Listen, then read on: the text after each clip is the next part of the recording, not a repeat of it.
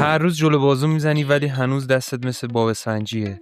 احتمالاً داری روی عضله اشتباهی بیشتر تمرکز میکنی. بیشتر آدما فکر میکنن راز بازوی بزرگ فقط جلو بازوه، در حالی که بخش اصلی حجم دست پشت بازوه. تقریباً بیشتر حجم بازو از عضلات پشت بازو ساخته میشه، مخصوصا بخشی به اسم لانگ هد که باعث میشه دست ضخیم‌تر و حرفه‌ای‌تر دیده بشه.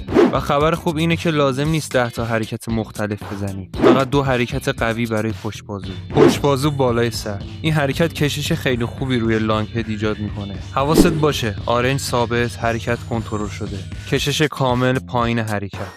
همین کشش عمیق یکی از مهمترین چیزها برای رشد عضله است. پشت بازو سیمکش برای کاملتر شدن حجم پشت بازو عالیه. آرنج نزدیک بدن، کامل پایین فشار بده. آخر هر حرکت عضله رو منقبض کن. برای جلو بازو هم این دوتا حرکت فوق العاده عمل میکنه. جلو بازو دمبل شیبدار برای کشش بیشتر و درگیر شدن بخش بیرونی جلو بازو خوبه. جلو بازو لاری برای تمرکز بیشتر روی فرم و ضخامت جلو بازو خوبه. همین 4 حرکت رو چند هفته مدام و اصولی انجام بده. اون وقت تازه میفهمی بازو واقعا یعنی چی.